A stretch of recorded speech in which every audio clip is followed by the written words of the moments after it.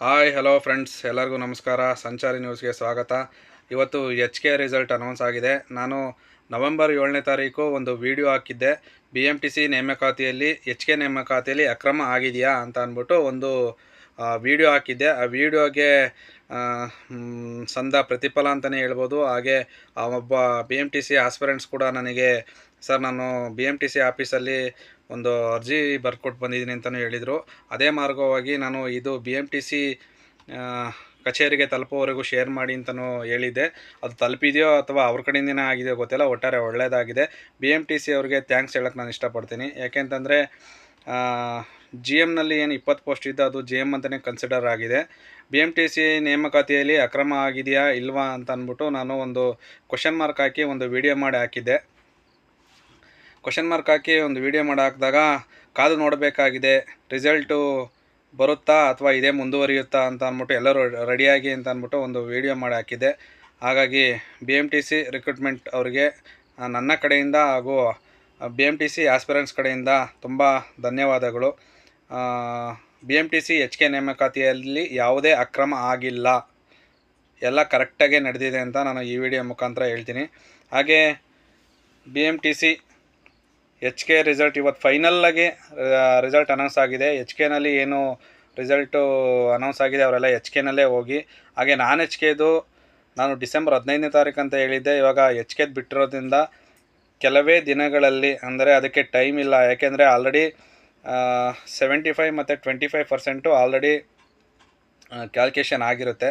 ಹಂಗಾಗಿ ಯಾವುದೇ ತರಹದ ಸಂದೇಹ ಇಲ್ಲ, ಇನ್ನು ಕೆಲವೇ ದಿನಗಳಲ್ಲಿ ಬರುತ್ತೆ. ಹಾಗೆ ಸರ್ ಕಟ್ ಆಫ್ ಎಷ್ಟಕ್ಕೆ ನಿಲ್ಲುತ್ತೆ ಹಾಗೆ ಹೀಗೆ ಅಂತ ಏನು ಡಿಸ್ಕಷನ್ ಮಾಡ್ತಾಯಿದ್ದೀರಾ, ನಾನು ಈಗ ಆಲ್ರೆಡಿ ಹಳೆ ವೀಡಿಯೋದಲ್ಲಿ ಹೇಳಿದ್ದೀನಿ. ಅದರ ಪ್ರಕಾರವಾಗಿ ನಿಲ್ಲುತ್ತೆ. ಹಾಗೆ ಇವತ್ತು ಈ ದಿನ ಡಾಕ್ಯುಮೆಂಟ್ ವೆರಿಫಿಕೇಷನ್ ಮುಗಿದಿದೆ. ಈಗ ಒಂದು ಡಾಟಾ ಸಿಗುತ್ತೆ, ಆ ಡಾಟಾ ಮೇಲೆ ನಾವು ಅನಲೈಸ್ ಮಾಡ್ಬೋದು.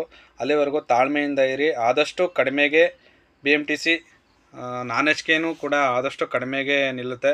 ಹಾಗೆ BMTC ಆಸ್ಪಿರೆಂಟ್ಸು ನನಗೆ ಏನು ಹಾಕಿದವರು ಅವರು ಕೂಡ ನನಗೆ ಕಾಲ್ ಮಾಡಿ ತುಂಬ ಧನ್ಯವಾದಗಳು ಸರ್ ಅಂತ ಹೇಳಿದ್ದಾರೆ.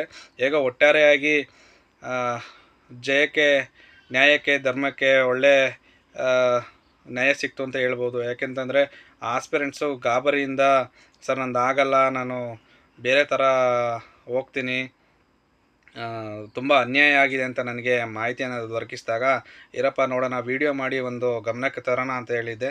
ಹಾಗಾಗಿ ಅದು ಅಲ್ಲಿವರೆಗೂ ತಲುಪಿದೆಯಾ ಅಥವಾ ಏನಾಗಿದೆ ಅಂತ ಗೊತ್ತಿಲ್ಲ. ಒಟ್ಟಾರೆ ಒಂದು ಒಳ್ಳೆ ರಿಸಲ್ಟ್ ಬಂದಿದೆ. ಇದೇ ಥರನೂ ನಾನ್ HKನೂ ಕೂಡ ಆಗುತ್ತೆ, ಇದರಲ್ಲಿ ಯಾವುದೇ ಸಂದೇಹ ಇಲ್ಲ, ಯಾವುದೇ ಗೊಂದಲನೂ ಇಲ್ಲ. ಅಧಿಕಾರಿಗಳು ಕೂಡ ಕರೆಕ್ಟಾಗಿ ಏನು ಹೈಟು ಹಾಗೆ ಡಾಕ್ಯುಮೆಂಟ್ ವೆರಿಫಿಕೇಷನಲ್ಲಿ ಲಿಬ್ರಲ್ಲಾಗಿ ಚೆಕ್ ಮಾಡಿದ್ದಾರೆ. ಎಲ್ಲರಿಗೂ ಕೂಡ ಒಳ್ಳೆಯದಾಗಲಿ ಅಂತ ಭಾವಿಸ್ತಾ ಕಟ್ ಆಫ್ ಬಗ್ಗೆ ನಾನು ನೆಕ್ಸ್ಟ್ ವಿಡಿಯೋದಲ್ಲಿ ಹೇಳ್ತೀನಿ.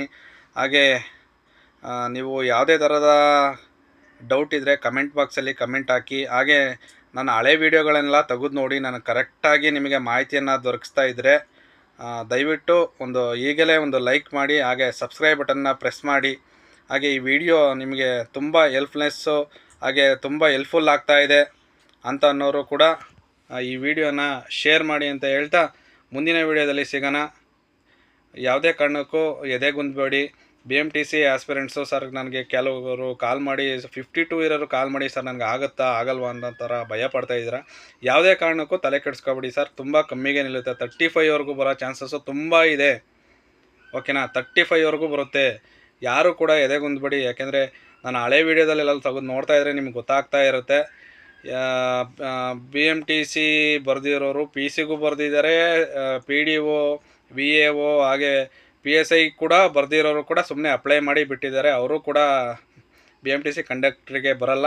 ಯಾರಿಗೆ ಅವಶ್ಯಕತೆ ಇದೆಯೋ ಅವರು, ನಾನು ಆಗಲೇ ಹೇಳಿದ್ದೀನಿ, ಯಾರಿಗೆ ಅವಶ್ಯಕತೆ ಇದೆಯೋ ಅವರು ಕಂಡಕ್ಟ್ರಿಗೆ ಬನ್ನಿ. ಸುಮ್ಮನೆ ಅನವಶ್ಯಕವಾಗಿ ಡಾಕ್ಯುಮೆಂಟ್ ವೆರಿಫಿಕೇಷನಿಗೆ ಬಂದು ಕೆಲಸಕ್ಕೆ ಬರ್ದಲೇ ಒಂದೊಂದು ಕೆಲಸನ ಕಳಿಬೇಡಿ. ಯಾಕೆಂದರೆ ಒಂದೊಂದು ಕೆಲಸದ ಹಿಂದೆ ಒಂದೊಂದು ಫ್ಯಾಮಿಲಿ ಬದುಕಿರುತ್ತೆ. ಒಂದೊಂದು ಫ್ಯಾಮಿಲಿ ನೀವು ಕೂಡ ಬದುಕಬೇಕಾಗಿದೆ ಈ ಸಮಾಜದಲ್ಲಿ.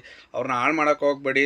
ಬೇರೆ ಕಡೆ ಜಾಬ್ ನಿಮಗೆ ಇದರಲ್ಲಿ ಇಂಟ್ರೆಸ್ಟ್ ಇಲ್ಲ ಅಂತಂದರೆ ಅದಕ್ಕೆ ಹೋಗಿ ಸಂತೋಷ. ಯಾವುದೇ ಕಾರಣಕ್ಕೂ ಜಾಬ್ನ ಹಾಳು ಮಾಡೋಕ್ಕೆ ಹೋಗಬೇಡಿ ಅಂತ ಹೇಳ್ತಾ ಈ ವಿಡಿಯೋ ಇಷ್ಟ ಆಗಿದರೆ ಈಗಲೇ ಸಬ್ಸ್ಕ್ರೈಬ್ ಮಾಡಿ. ಮುಂದಿನ ವಿಡಿಯೋದಲ್ಲಿ ಸಿಗೋಣ. Thank you, bye.